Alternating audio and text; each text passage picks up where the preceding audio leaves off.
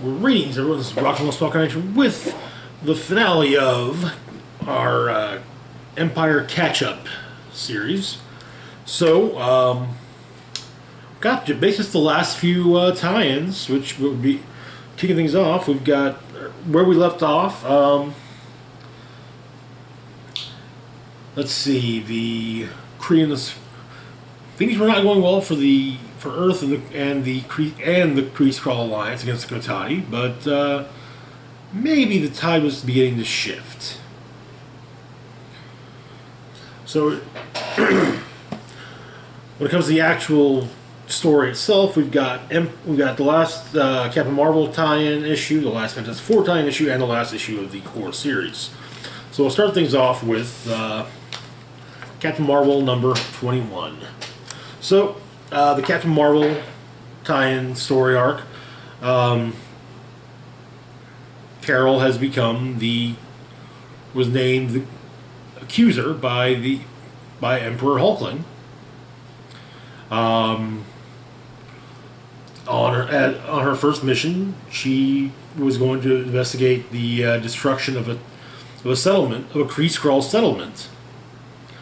Upon arriving there, she found Kree-Skrull troops pinned down by a lone assailant, but no one was really. But they couldn't get. They had no idea what their assailant was armed with, who the assailant was, so on and so forth. Carol went and found the assailant. Turns out the assailant is Carol's half sister, full Kree half sister.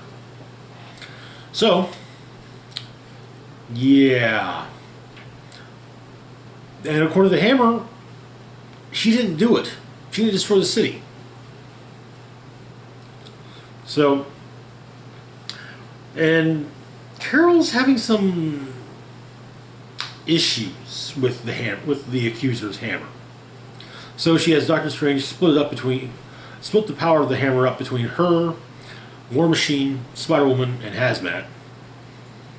They take care of everything. They prove the innocence of Carol's sister, and there's also some fights with the Kotati on Earth, including Carol's sister and the Carol Corps, as they were briefly referred to. So,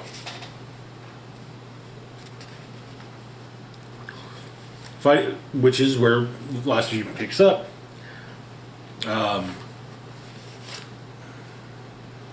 L'Oreal is being attacked by the Kotati when the Carol Corps arrives and saves the day. During the fight, the accuser's hammer gets knocked out of Carol's hands, and L'Oreal picks it up and uses it.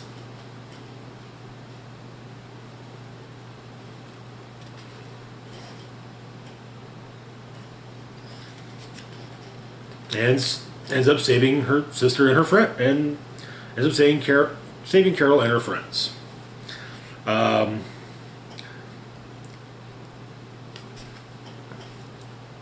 They take down a big chunk of Kotati. They save a friend of the daughter of a friend of Carol's. Rhodey and Carol get back together, and L'Oreal returns the hammer to Carol. Basically, hey, look, you said you do this during the war, so the war's not over. You take it back for now. We'll see. We'll revisit this. And then we then pick up after everything's over with, and yeah, L'Oreal is now the accuser. Her and Carol go to visit their mother's grave.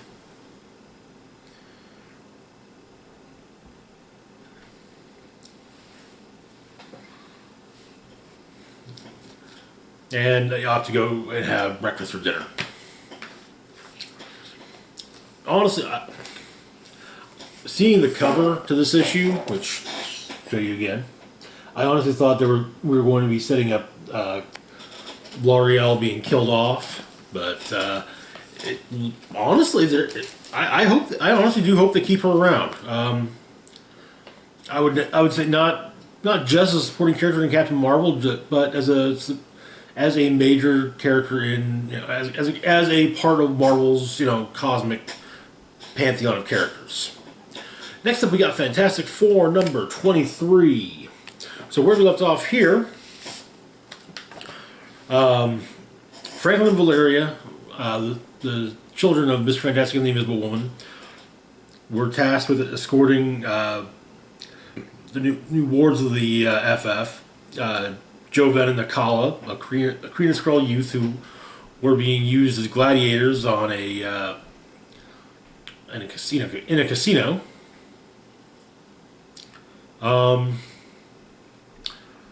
But the priests of Palma came after them, and they wanted to.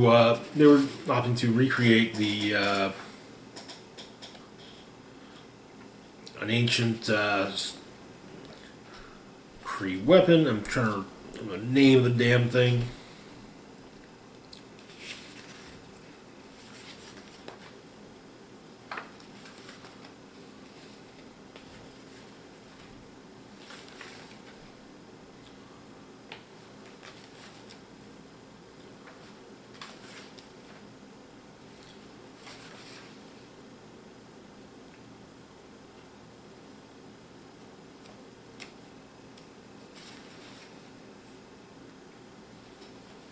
Oh, shoot.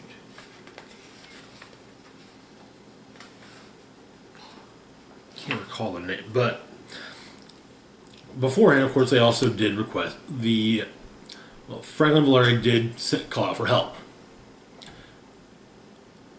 And it arrived in the form of Wolverine and Spider-Man. So we got a bit of a new Fantastic Four situation going on. So we pick up, let's see, Joven has been captured by the sect of the Priests of Palma known as the Dark Harvest. And so the backup FF are trying to get to him, helping out the Kree and Skrull, and Valeria and Franklin are much more suited for the diplomatic portions of everything, because while they are the children of Reed Richards, so that does carry some weight with the Kree and Skrulls. So, the Omniwave projector. That's what. Yeah.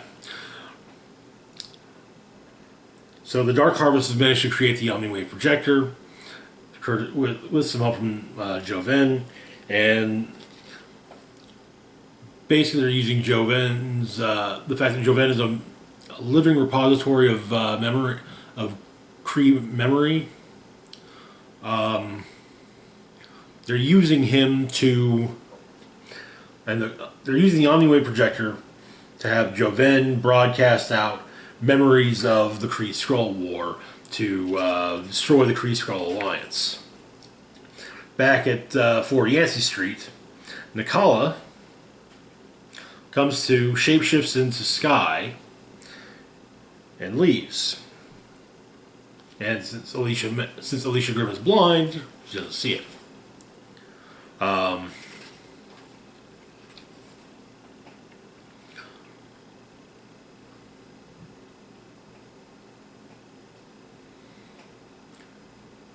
Valeria and Spider-Man work on a device to try and find to try and track down Joven, while Wolverine has to give Franklin a bit of a pep talk. However, Nakala flies over there, and she is still wounded from Wolverine stabbing her because, well, in all fairness, he didn't know what was going on. But she drips some blood on the roof they're all sitting on, and so. But Nakala goes to rescue Joven, but is promptly captured as well. And now They've got even more. Now the priests of Palma have even more to work with on when it comes to the Omniwave projector. But the FF managed to arrive. However, the Omniwave projector is doing its thing. You've got Kree and Skrull troops fighting each other in New York and Wakanda, and even aboard the Alliance command ship, with Hulkling feeling like the two halves of his body are being torn apart. And so they're able to remind Jovet and Nicole about, convince them about having to work together for a common goal, and that gets flooded into the Omniwave projector, and so the Alliance is reformed.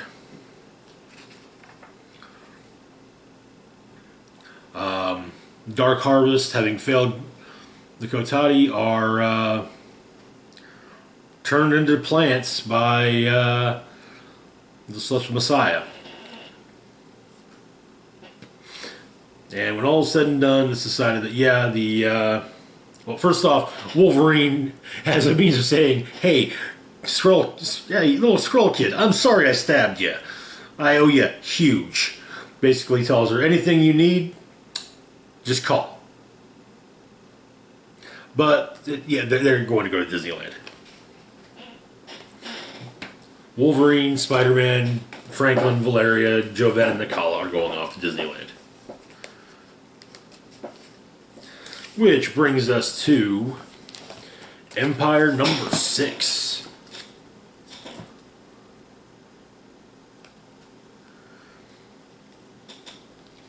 Now, where we left off at Empyre number 5, things were not looking good for the forces of Earth or the Kree-Skrull Alliance. Yes.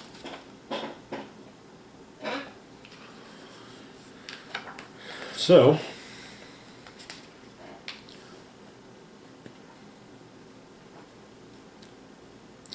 on the command ship, Hulkling was forced to face off against his grandmother, who had taken his place right quick. At Avengers Mountain, Tony Stark made Reed Richards a suit of Iron Man armor.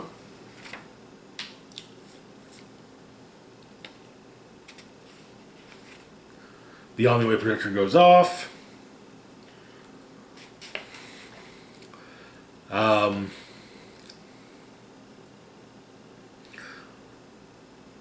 Wiccan,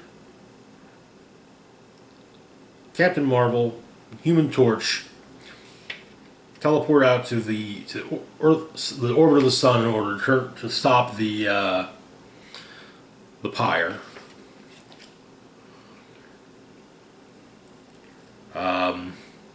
She-Hulk has been revealed to have been taken over by the Kotati, killed and taken over by the Kotati, and she is just hammering on thing, but he's doing everything he can to make sure that Jovet and Nicole get a fighting chance.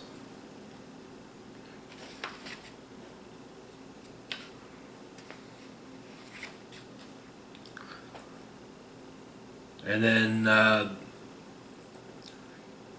Mantis basically turns off Invisible Woman's fatigue.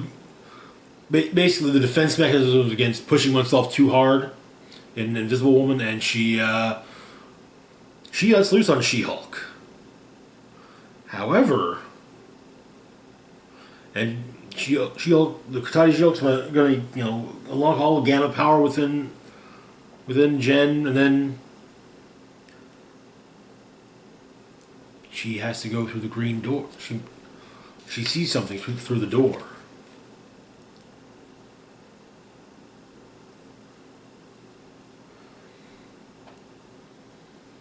And then Jen's fine, mentioning that she saw something, a door, but now she doesn't remember. And the Omniwave Protector has been deactivated.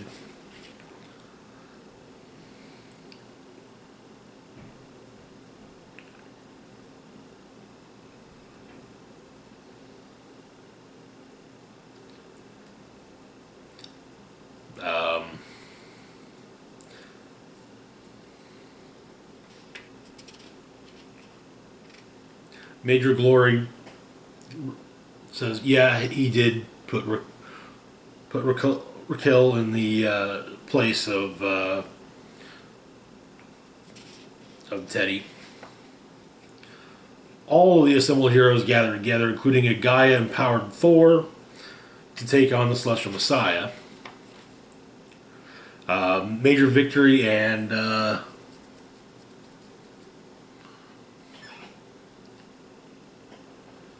Super Skrull go to join, and Mergen the Mystic go to join Wiccan, Human Torch, and Captain Marvel.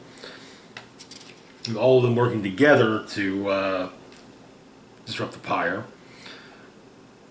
Hulking and Raquel have their duke it out, and during everything, Raquel knocks the shape-shifting inhibitor mask off of Hulkling, and he then slaps it onto his grandmother.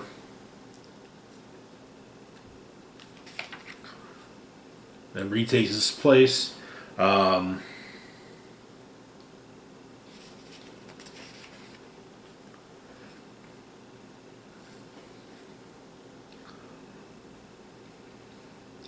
Black Panther manages to best swordsman in battle.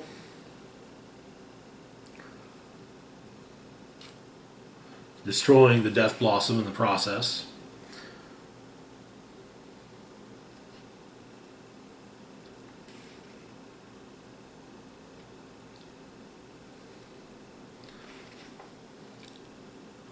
Koi is taken prisoner, as are the rest of surviving Kotati. And yeah, it's a new day for the Kree Skrull Alliance, and that's where the story. That's where Empyre ends. However, they don't do these they don't set these up without epilogues.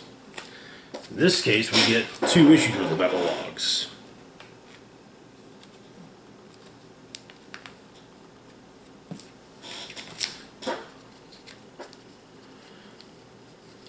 Okay, 3.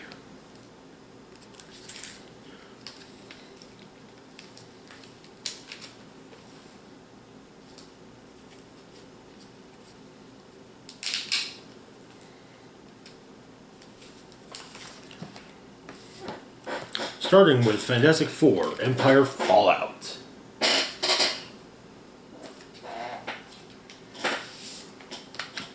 So, on the few days after the end of Empyre, the FF, the Avengers, meet up on the blue area of the moon while the Kree Skrull Alliance are taking all of the Kotati prisoners. Wolverine, Spidey, Franklin and Valeria are returning from Disneyland with Jovet and Nakala. And watching everything unfold is the Unseen, who is, in some ways,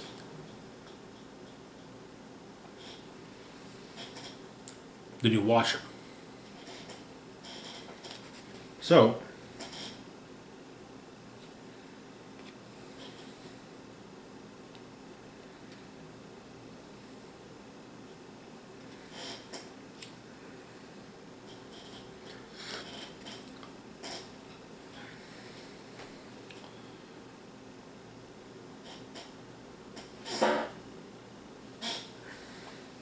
but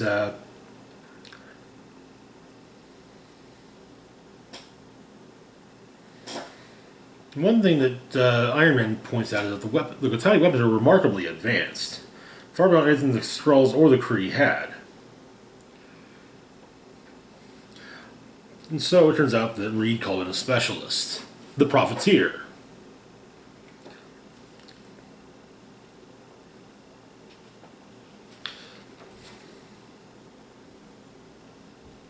And apparently, among the things the Profiteer has done over the years is, well, arm both sides of the Kree Skrull War.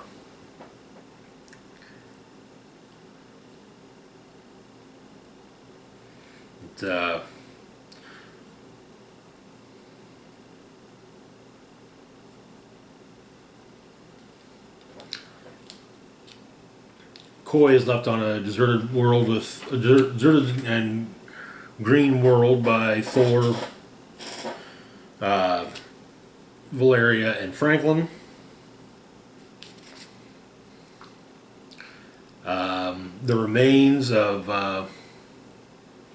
Beldan and Raxor are poured out in that spot in the blue area where they had to work together all those years ago, combined so that their ashes will become one.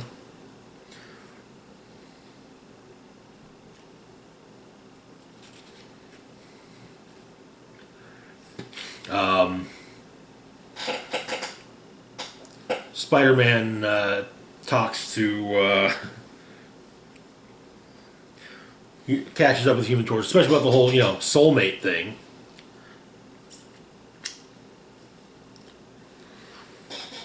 Kind of hey, we're best friends, man. You could have told me about this before. I had to find out through your nephew or through your niece and nephew. What the hell, man? But the Profiteer decides that her price for identifying the source of the weaponry is the power cells for them and Jovet and Nakala. But yeah, no, they're not having that. No one is.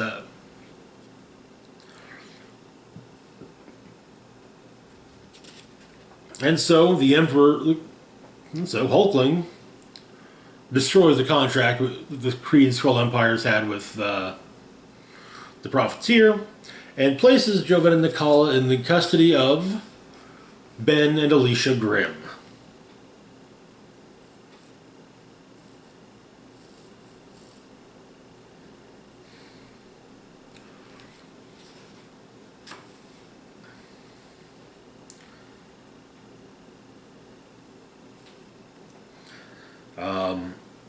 After the Profiteer leaves, and the Avengers leave, and the Kree-Skrull Alliance leave, the Unseen goes to look at the weapons, wanting to know who it was that made them. So explained that, the Profiteer explained earlier, and so does the Unseen. As is the Unseen, the technology is ancient, predating the elders of the universe, the Asgardians and Celestials, claiming it's from the first race. Suddenly, there's a surge of energy from the Unseen's eye,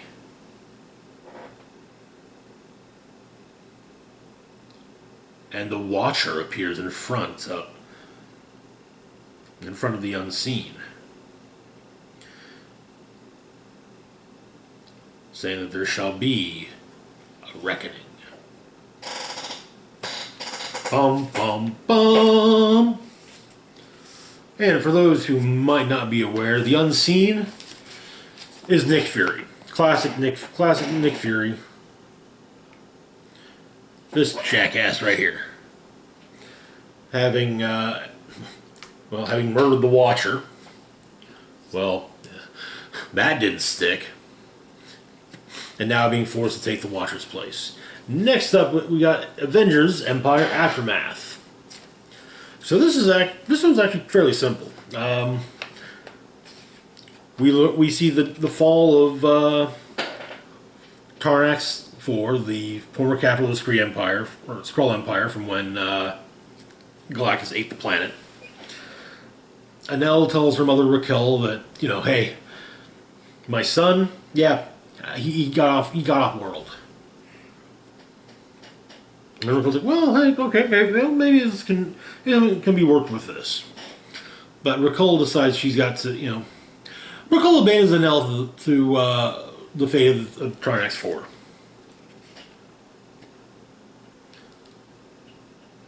She's certain that Anel felt no pain, though. And it's explained what happened, how it was she was able to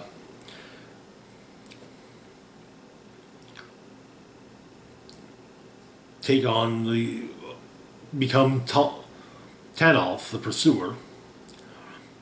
Tanalth was a real Kree, prisoner of war, long dead, but her shape was on file. So Power Scroll technology allowed Raquel to mimic Tanalth's strength and speed. The only problem was masking the DNA. And so she was given a special genetic treatment. And she probably killed the scientists who made it. But,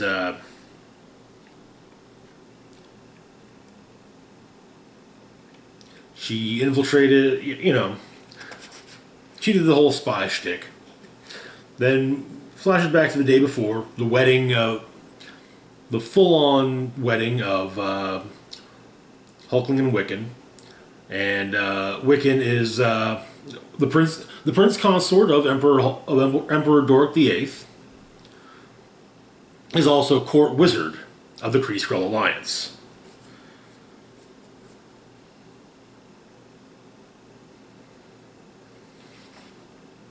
And of course, everyone's there.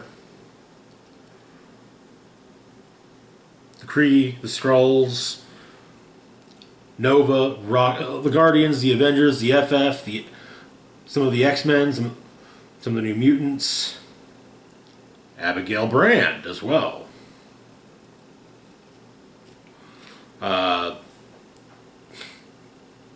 Songbird from the Thunderbolts is there, but she appears to be the only.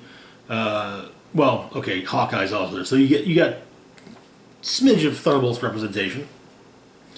The big three talk about well,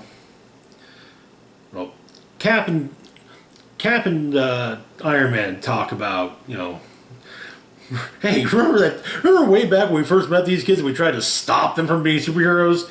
Wow. Maybe we should have trained them. And Tony's, or, registered them.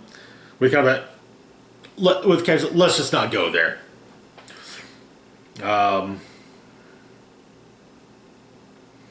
But Cap brings Cap brings each of them a drink and they make a toast to Mar-Vell.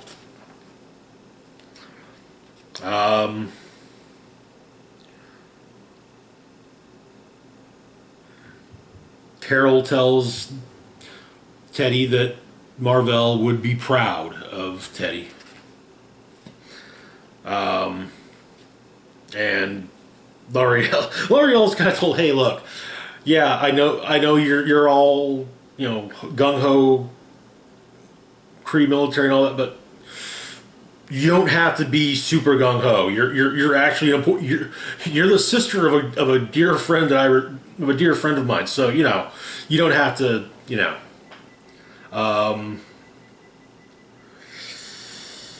Abigail Brand has some harsh words though for Carol. Because, well, the Avengers knew what was going on, knew about the Kotati's presence on the moon for a long time without even remotely thinking to tell Alpha Flight. This includes for the period when, Carol Danvers, Captain Marvel, was in command of Alpha Flight. Bit of a fight. Brand quits.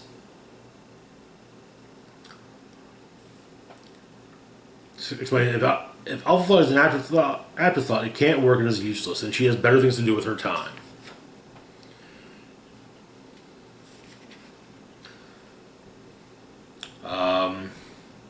More toasts are made.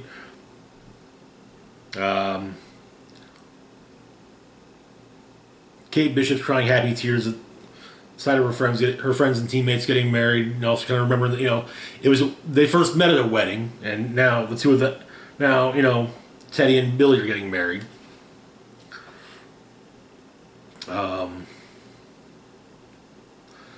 Then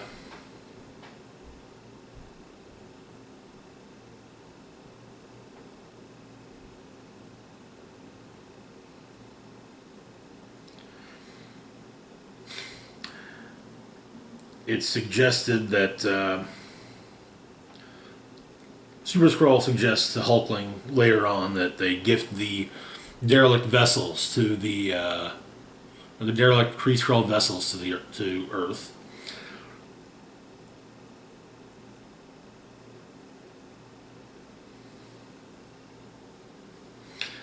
With it being explained they could always rig them to explode so they have a minefield, and well, preview pages from King in Black show that's exactly what they do. But so yeah, that's what ends up happening. But we also find out just what fate Hulkling has in mind for Kilrit and Glari. Super Skrull is transferred to diplomatic service, effective immediately. Basically, he's going to spend the rest of his life preventing needless death instead of causing it, making peace, and maybe, just maybe, they'll balance out the blood on Kilrit's hands and wash away his shame. Either way, if it does or doesn't, Hulkling doesn't care, and he just wants Super Skrull out of his sight. And the same thing goes for Captain Glory. However, Glory refuses. So he wasn't gene modded for peace. And he says, hey, look. And Tolkien tells him, it's diplomatic service or a penal stockade. And Captain Glory says, well, you'll know where to find me.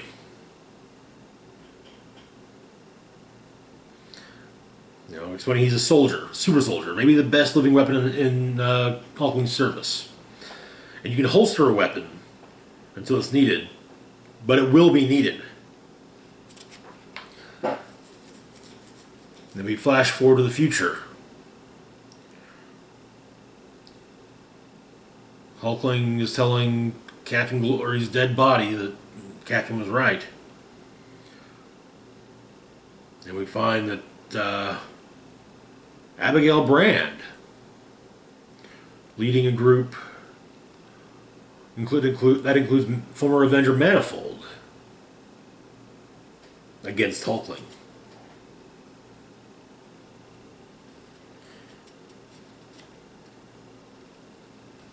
And that is where that comes to its close.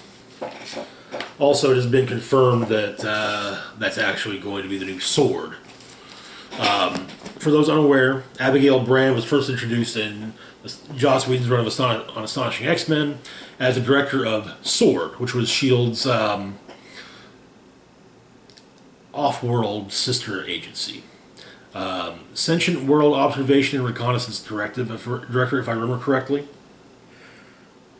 Oh, and she has a very she's very into Hank McCoy. Now,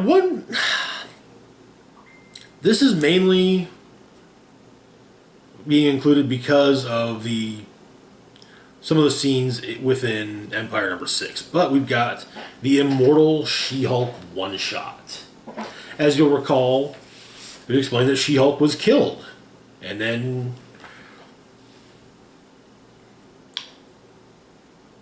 there was something through it. She remembered seeing a door before returning and reclaiming her body from the Kotai. So, basically, it goes through the times that Jen Walters has died, and just what she forgot. Turns out she's been going to the times she's died, she's gone to the exact same place that her cousin Bruce goes to.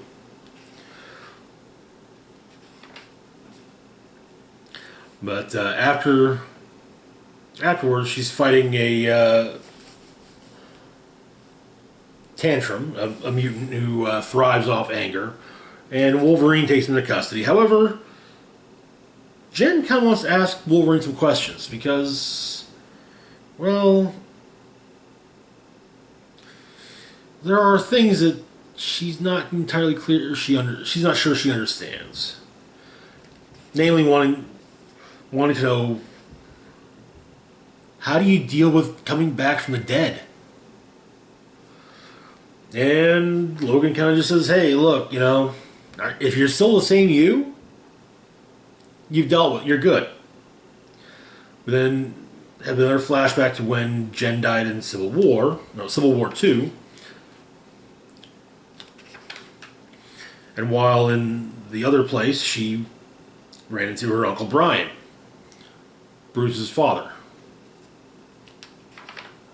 who explains that they're not in hell. They're in what's below hell. And Brian's trapped there, but Jen and Bruce, well, they get to come and go. Next, and apparently Brian is taking notes about what he witnesses in this other realm. In the present, Hulk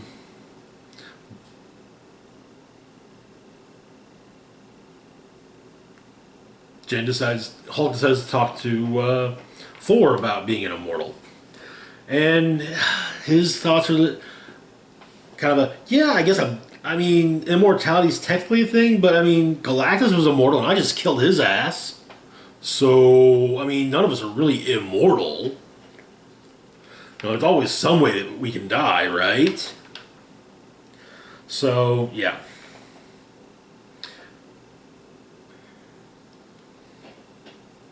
And we find out that the last time she died,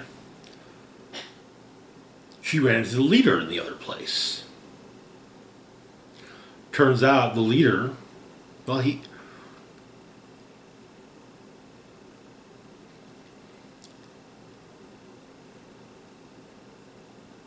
is seemingly able, he's learning how to control who comes into this other place and who leaves. And he greatly recommends that Jen do everything she possibly can to not die again, because he won't be as forgiving. He likely will not be in as good of a mood just immediately send her back. And this thought, having just this trickle of fear, not knowing what she's afraid of, but just a little bit of fear, turns her into the Hulk and has her curled up, scared in bed. I get the feeling that most of it's either going to be continued more in Avengers, and possibly also in the pages of Immortal Hulk. Though I would not be opposed to an Immortal She-Hulk mini or even ongoing. I like Jen more than I like Bruce. What can I say? I enjoy reading Jen more than I enjoy reading Bruce. Anyway, that's it for now. We actually do have another event catch-up video coming up soon. That'll be Dark Knight's Death Metal. We haven't done the first few months on that one because all that's come out the first few months had been just the first few issues. Had just been the issues of the core series. So we wanted to wait till there was at least a little bit more to work with. But anyway, that's it for now. As always, feel free to like, share, and subscribe. Links to my Facebook, Twitter, Patreon, and PayPal can be found in the description box down below. This is Rock and Roll Spock signing off, saying, live long and rock hard.